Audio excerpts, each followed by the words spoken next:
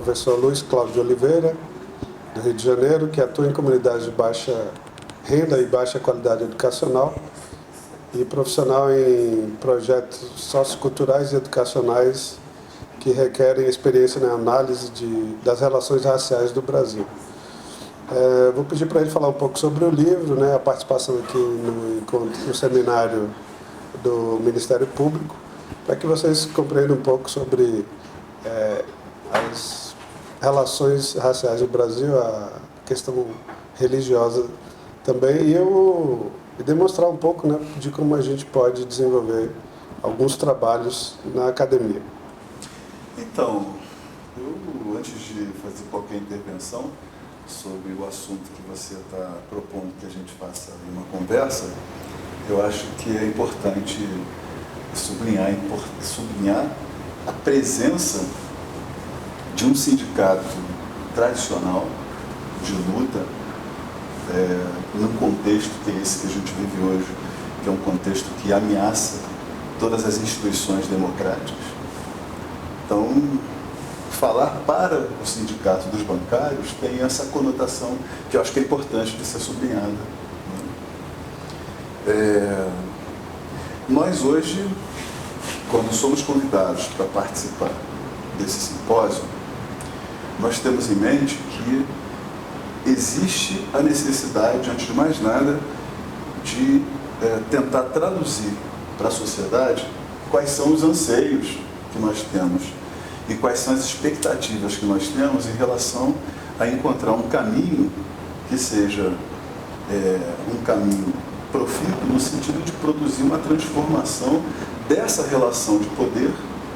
que coloca na formação da sociedade brasileira um papel pré-definido para negros e para indígenas e um papel pré-definido para aqueles que têm uma orientação da matriz europeia. Nós precisamos encontrar um caminho que seja de fato efetivo para se tentar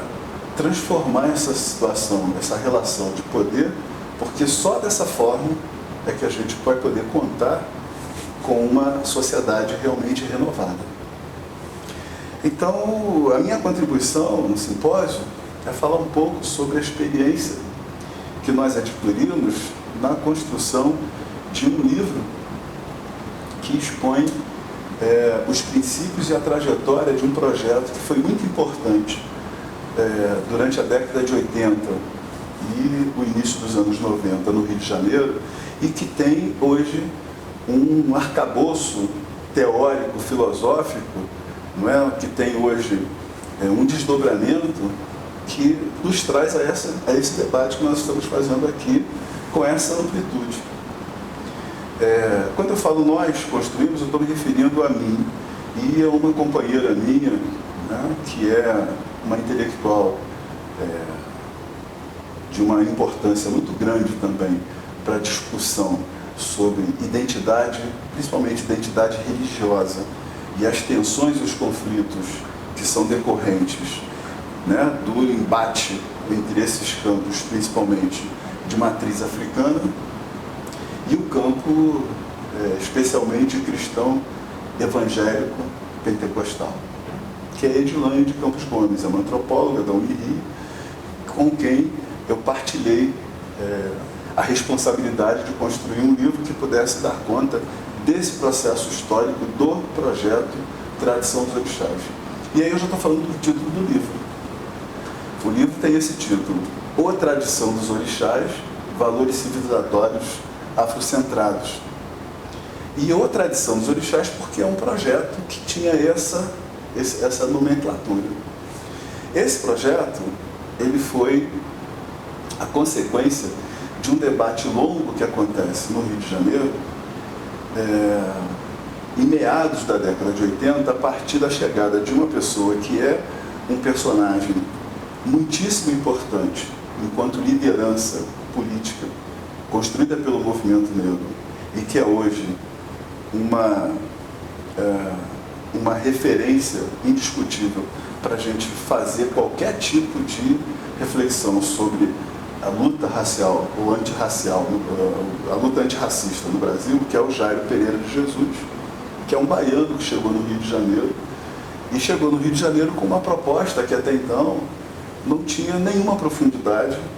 no âmbito do movimento negro, nas suas várias entidades em nível nacional, que é a discussão sobre a necessidade de preservar, primeiro reconhecer e preservar aquilo que é um campo de referência para toda a história da afrodiáspora, que são os terreiros de candomblé. Naquele momento, quando o Jairo falava que era mais importante compreender os princípios, digamos assim, exusianos, era mais importante compreender a representação simbólica de Exu do que ler, o que era muito recorrente naquele período. A teoria marxiana, como o Jairo propõe isso, a gente, né, que estava acostumado a fazer uma discussão sobre relações de poder, tomando como centro as relações de classe e, em paralelo, trabalhar a questão das relações raciais, o que o Jairo estava propondo é que aquele movimento que começava a fluir no sentido de ter uma organização do movimento negro para transformar as relações de poder, tomando como ponto de partida o racismo estrutural na sociedade, o que o Jairo colocava era um elemento novo nessa história, que era a importância desse patrimônio histórico-cultural afrodiaspórico que está exatamente nos terreiros de candomblé. E foi a partir daí que aquele grupo que se reunia, né, para fazer visitação a terreiros na Baixada Fluminense,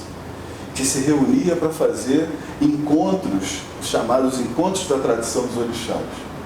né, na região da Baixada Fluminense, e que passava a penetrar nas mídias, passava a penetrar na imprensa escrita, na imprensa televisiva, não é, que propunha esse debate nas instituições principais do poder central, ou seja, Brasília, fazendo reivindicações, aquilo gerou eu diria assim, um casamento, né, inédito entre movimento negro, né, intelectuais negros, politizados e terreiros, coisa que a gente não tinha visto até então. E esse casamento, ele acabou frutificando em dois aspectos, duas situações que estão presentes hoje, inclusive aqui no simpósio. Quais são? Primeiro, esse casamento entre movimento negro e terreiros gerava um outro campo, passava a gerar um outro campo de reflexão, que era compreender o que existe dentro do terreiro, que faz com que o terreiro, onde as pessoas ainda usam o Yorubá, onde as pessoas ainda fazem referência à sua ancestralidade mais ilustre, onde as pessoas transmitem, através de uma pedagogia própria do terreiro, esse conhecimento para as gerações seguintes. Portanto, aquele campo ali, aquele espaço do terreiro, um espaço de construção da afirmação de uma identidade que está pulverizada no campo mais amplo da sociedade, então a compreensão disso acaba fazendo com que os próprios, vamos chamar, né, os pais e mães de santo, que esse projeto passa a criar uma nova nomenclatura, que é de autoridades civilizatórias, passa a fazer com que pais e mães de santo se olhem e olhem para o seu espaço de construção ritualística como um espaço que tem uma valoração absolutamente ainda recoberta. E o outro resultado dessa história é que o movimento negro, olhando para os terreiros como esse espaço de referência, o movimento negro passa a encontrar também nos terreiros aquilo que nós buscávamos na literatura ocidental. Ou seja, passamos a olhar para os terreiros como um lugar de construção de uma outra narrativa possível para se dar conta da plataforma mundo, para se entender por que o racismo ele é persistente na sua duração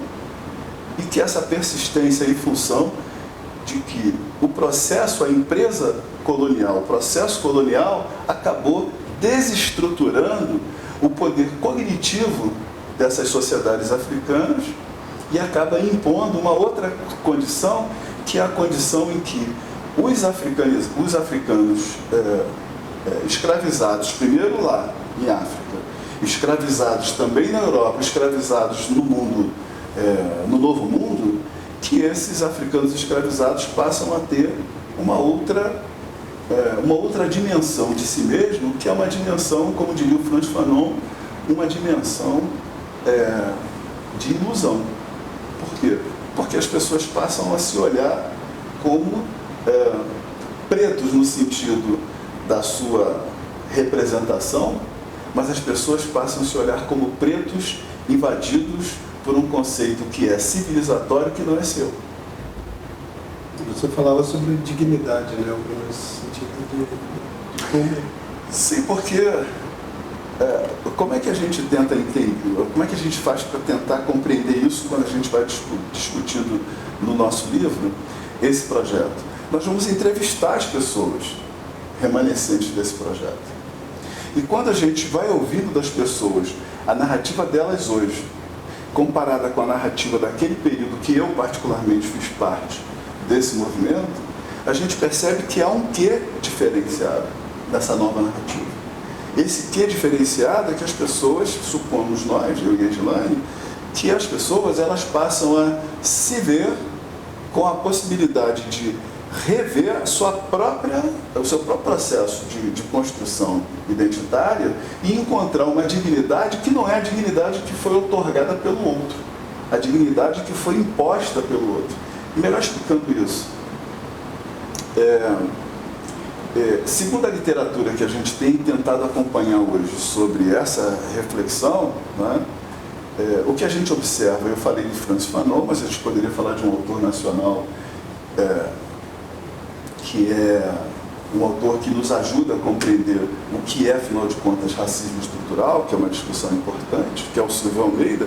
que vão ajudar a gente a compreender que o sujeito, quando se olha no espelho, ele olha e enxerga algo que é a sua casca, mas não necessariamente a sua alma. Se a gente pudesse fazer uma comparação, a gente diria, bom, o empreendimento colonial ele só foi possível, só foi vitorioso em África na medida em que foi possível desconstruir aquilo que era a tradição local, aquilo que eram os valores civilizatórios locais e emprestar a esse aquilo que são os valores e a narrativa de um outro ponto de partida, de uma outra matriz, e fazer desse empréstimo, fazer desse material emprestado o material que ocupa o lugar daquilo que existia antes. O que eu estou querendo dizer é que nós temos algo dentro de nós, né, que é transmitido para as próximas gerações, que são as nossas memórias, que são aquilo que nós herdamos do ponto de vista biológico, mítico, e que essa herança, em algum momento, é essa herança que nos faz pessoas, que nos faz gente. Se isso é quebrado, e mais do que quebrado, é substituído por uma outra perspectiva, por uma outra, digamos assim, por uma outra identidade, uma outra dignidade que não é a minha, então eu passo a pensar e a produzir as ideias sobre o mundo a partir de um ponto de vista que nunca foi de fato o meu. Os antropólogos que estudaram no Brasil nunca abordaram essa questão do negro, eles sempre olhavam principalmente a sociedade do ponto de vista ocidental, né, ou ocidentalizado. A história da antropologia no Brasil é muito curiosa, né? Porque a antropologia no Brasil ela nasce no final do século XIX com essa perspectiva de encontrar justificativas para compreender por que nós tínhamos uma sociedade miscigenada, mas uma sociedade miscigenada que estava ameaçada por esse construto que vem de África, né? Então a antropologia ela nasce, o médico Nina Rodrigues, por exemplo, né?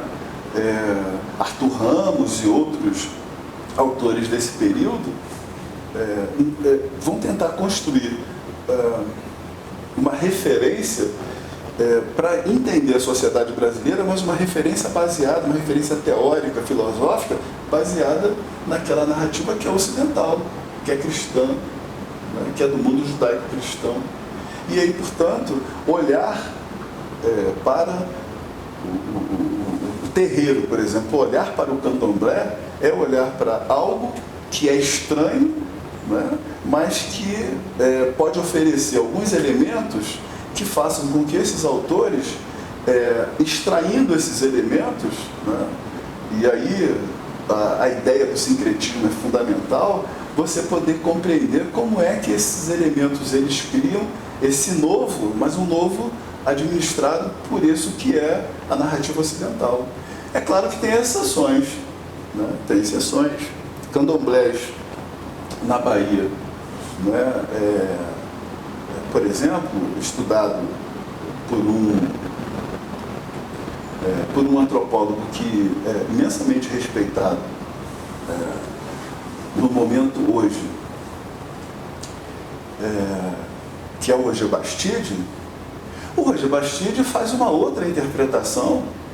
mas faz uma outra interpretação porque o Roger Bastide vai tentar aprofundar a sua visão a partir do e não a partir da visão que se tem anteriormente. O Roger Bastide é um autor que a gente tem um respeito muito grande.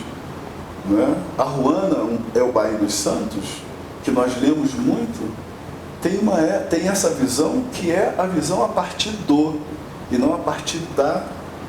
sua visão anterior, é a partir do objeto estudado, portanto, penetrar nesse objeto, compreender como ele funciona, compreender quais são as suas dimensões de humanidade, para não estar fazendo uma investigação, enfim, um estudo que está, no fundo, reproduzindo, reafirmando aquilo que já se tinha antes. Né? Queria agradecer, aqui a gente poderia ficar horas falando, mas queria agradecer a sua contribuição, primeiramente com esse livro, com essa pesquisa, que a gente possa aprofundar em outros espaços, com outros encontros contigo, ou com debates que a gente possa fazer esse livro sendo repercutir em todos os cantos negros no Brasil. Obrigado. Quiser fazer alguma conclusão? Não, eu acho que o livro ele já foi lançado no Rio de Janeiro, foi lançado em São Paulo, a gente está fazendo esse lançamento aqui também, aproveitando o simpósio, e acho que o livro ele tem esse papel, ele pode nos ajudar a ter uma compreensão a partir de uma ação concreta que foi feita na década de 80, nos ajudar a ter uma compreensão do porquê que se falar hoje em intolerância religiosa é um risco, porque a gente, ao falar sobre tolerância e intolerância, a gente pode estar deixando de lado aquilo que é de fato estrutural, que é o racismo religioso. Acho que o livro ele pode nos ajudar a compreender melhor essas relações que vêm sendo construídas aí no campo político de modo geral. Obrigado. Eu que agradeço.